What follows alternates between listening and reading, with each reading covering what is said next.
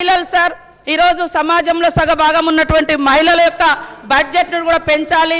ఇవాళ అన్ని రంగాలలో మహిళలు ఉన్నారు, కానీ ఈ మగవాళ్ళ కొంతమంది మెదళ్లలో మరి ఫ్యూడల్ మెంటాలిటీ అణిచి, అంటే తల్లి కడుపుల నుంచే పుడతారు కానీ తల్లి ఎద మీద ఎగిరి తన్నేటువంటి దుర్మార్గులు కూడా ఈ సమాజంలో ఉండడం బాధాకరం సార్.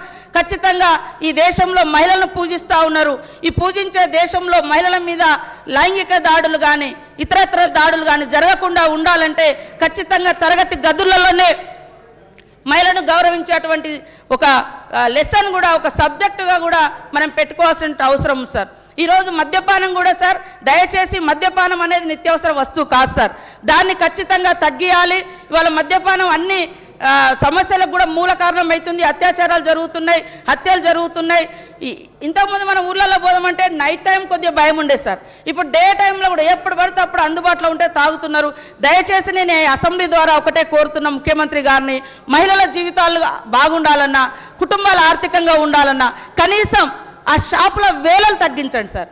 5 to 10 ఈవినింగ్ 5 to 10 పెట్టండి సార్. అది నిత్యావసర వస్తువు కాదు. ఎప్పుడు మీరందరూ మనమందరం పెళ్లిళ్ళ కాడ, పేరెంటల కాడ లేదా ఊళ్ళలో పోతే పని చేసుకోవాల్సిన వాడు దుకాణాల కాడ పోయి ఉంటున్నాడు.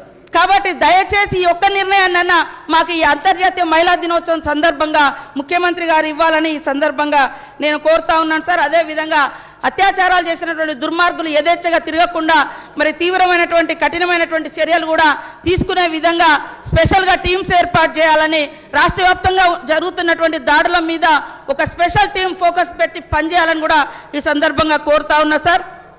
అదేవిధంగా పరిశ్రమలు సార్, ఉద్యోగ ఉపాధి అవకాశాల కోసమనే మనం తెలంగాణ తెచ్చుకున్నాం. అంటే నాకున్న సమాచారం మేరకు 7 ఏళ్లలో 13,000 పరిశ్రమలు మూతపడ్డాయని నాకున్న సమాచారం సార్. కాబట్టి పరిశ్రమలు ఏవైతే ఇవాళ మీ దగ్గర నిజాం షుగర్ ఫ్యాక్టరీ కావచ్చు, లేదా ఇంకా గత ప్రభుత్వాలలో కావచ్చు, లేదా మా దగ్గర రేయాన్స్ ఫ్యాక్టరీ కావచ్చు, ఇట్లాంటివన్నీ కూడా మూతపడి వేలాది మంది రోడ్డున పడ్డారు సార్. వాళ్ళ యొక్క ఉపాధి అవకాశాలు మెరుగుపరచడం కోసం మరి ఇండస్ట్రీస్ మినిస్టర్ గారు ప్రత్యేకంగా చొరవ తీసుకొని వీటన్నిటి మీద రివ్యూ పెట్టి మరి ఉద్యోగ ఉపాధి అవకాశాలు కల్పించాలి సార్.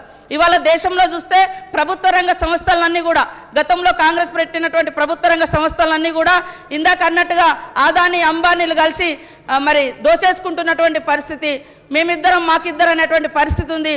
ప్రజల యొక్క ఆస్తులను ప్రైవేటు కంపెనీలకు దారాదత్తం చేస్తే, ప్రైవేటు వ్యక్తులకు దారాదత్తం చేస్తే ఫ్యూచర్లో పెరుగుతున్నటువంటి జనాభా అవసరాలకు తగ్గట్టుగా భూములు ఉండటం లేదు, ఉద్యోగాలు వచ్చే పరిస్థితి లేదు, ఉపాధి దొరికే పరిస్థితి లేదు. కాబట్టి వీటన్నింటిని కూడా కంట్రోల్ చేసే విధంగా మరి ప్రభుత్వం కూడా చర్యలు తీసుకోవాలని కోరుతా ఉన్నాం సార్. అదేవిధంగా ఐటీ కూడా ఇవాళ సరే హైదరాబాద్ విశ్వనగరం కానీ ప్రపంచ నగరం కానీ సార్, జనసాంద్రత విపరీతంగా పెరుగుతున్నటువంటి పరిస్థితి. కాబట్టి మన జిల్లాలలో కూడా ఇంజనీర్ చేసినటువంటి స్టూడెంట్స్ కానీ లేదా ఇతరత్ర నైపుణ్యమైనటువంటి విద్యను చదువుతున్నారు సార్. ఐటీని కూడా విస్తరింపజేయాలి సార్, డిసెంట్రలైజ్ చేయాల్సిన అవసరం ఉంది. కేవలం హైదరాబాద్ చుట్టుపక్కల కాకుండా ప్రతి జిల్లా కేంద్రానికి ఐటీ సంబంధించినటువంటి సేవలు విస్తరించే విధంగా మరి ఐటీ శాఖ మాత్యులు కృషి చేయాలని కూడా ఈ సందర్భంగా కోరుతా ఉన్నా సార్. అదేవిధంగా ప్రైవేటు ఉద్యోగాలు పెద్ద ఎత్తున సృష్టించబడుతున్నాయి, కానీ ప్రైవేటు ఉద్యోగాలలో మరి స్థానికులకు చాలా చాలా తక్కువ అవకాశం ఉంది. మనం తెచ్చుకున్నదే నియామకాల కోసం. కాబట్టి మన యొక్క యువతకు ఉద్యోగ ఉపాధి అవకాశాలు కల్పించాలంటే ఖచ్చితంగా ఏ ఫ్యాక్టరీ వచ్చినా, ఏ పరిశ్రమ వచ్చినా, ఏ ఐటీ రంగం వచ్చినా దాంట్లో 95% ఉద్యోగ అవకాశాలు కల్పించాలని, స్థానికులకు ఉద్యోగ అవకాశాలు కల్పించాలని కోరుతా ఉన్నాం సార్. అదేవిధంగా ఐటీ సెక్టార్లో పెద్ద ఎత్తున భూములు కూడా మరి వివిధ పారిశ్రామికవేత్తలకు అందిస్తూ ఉన్నారు సార్. దాన్ని ఏ ప్రాతిపదికన ఎట్లా ఇస్తారనేది మాకు తెలియదు సార్. కాబట్టి ఎస్సీ ఎస్టీ బీసీలకు కూడా, మైనార్టీలకు కూడా మరి వాళ్ళకు కూడా ఎంత % ఈ పరిశ్రమలను నెలకొల్పడానికి రాష్ట్ర ప్రభుత్వము సపోర్ట్ చేస్తుందనేటువంటి విషయాన్ని కూడా తెలియజేయాల్సినటువంటి అవసరం ఉంది. మాకు కూడా తెలుసుకోవాలనేటువంటి అవసరం ఉంది సార్.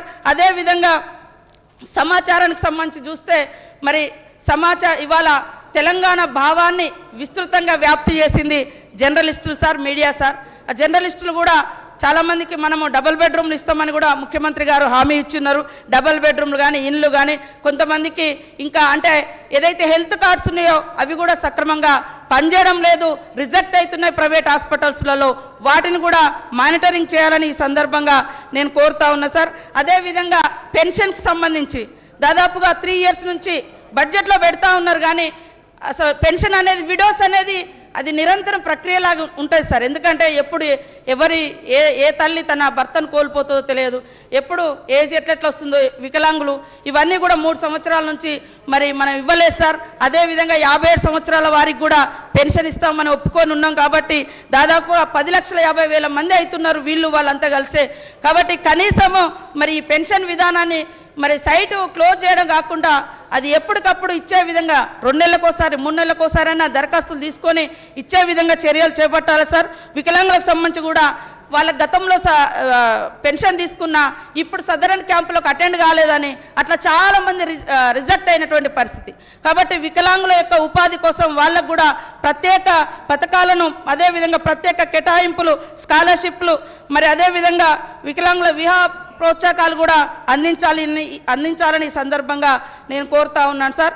2 పడకల గది అయితే ఇది అయితే అందరి బాధ సార్. మేము అందరం చూస్తున్నాం, ఏడికి పోయినా ఈ ప్రాబ్లం ఉంది.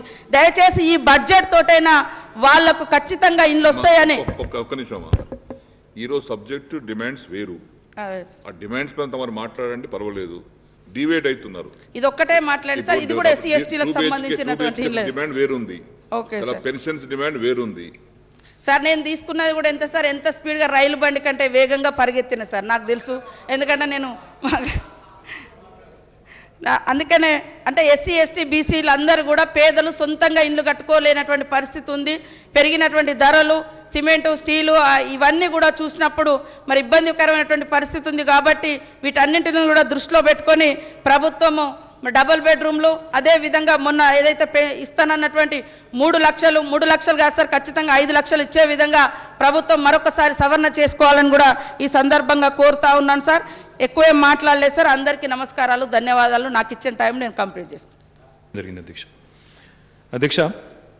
ముందుగా పరిశ్రమల విషయానికి వస్తే, అదేవిధంగా ఐటీ రంగం విషయానికి వస్తే అధ్యక్ష, ఈ ప్రభుత్వము ఏ ప్రభుత్వమైనా ప్రపంచంలో అంటే ఇక్కడ భారతదేశంలో కానివ్వండి లేదా భారతదేశంలోని రాష్ట్రాల్లోని ప్రభుత్వాలు కానివ్వండి, ప్రపంచవ్యాప్తంగా ఉండే మరి వివిధ దేశాల్లోని ప్రభుత్వాలు కానివ్వండి, ఎందుకు ప్రైవేట్ రంగానికి ఆహ్వానిస్తాయి, ఎందుకు ప్రైవేట్ పెట్టుబడులు ఆహ్వానిస్తాయి అంటే, ఏ ప్రభుత్వమైనా ప్రపంచవ్యాప్తంగా చూసినట్టయితే ఉపాధి కల్పన అనేది వాటికి అతిపెద్ద సవాల్ అధ్యక్ష. ఎందుకంటే చదువుకున్న పిల్లలు మరి రోజుకి ఒకవైపు యావరేజ్ మన లైఫ్ టెన్యూర్ కూడా లైఫ్ ఎక్స్పెక్టెన్సీ కూడా పెరుగుతూ ఉన్న క్రమంలో, వర్క్ ఫోర్స్ కూడా పెరుగుతున్న క్రమంలో, పెద్ద వయసులో ఉన్న వాళ్ళు కూడా మరి పనిచేసే శక్తి సామర్థ్యాలు కూడా సంతరించుకుని మంచి ఆరోగ్యంతో దీర్ఘకాలం బతుకుతున్న క్రమంలో డెఫినెట్గా ప్రతి ప్రభుత్వానికి ప్రపంచవ్యాప్తంగా యువతకి ఉపాధి కల్పన, యువతకి ఉద్యోగ కల్పన అనేది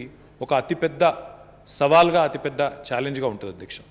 ఆ క్రమంలోనే మనం ఆలోచించినట్టయితే ఏ పారిశ్రామిక పాలసీకైనా పునాది గీటురాయి ఖచ్చితంగా ఉపాధి కల్పన అధ్యక్ష.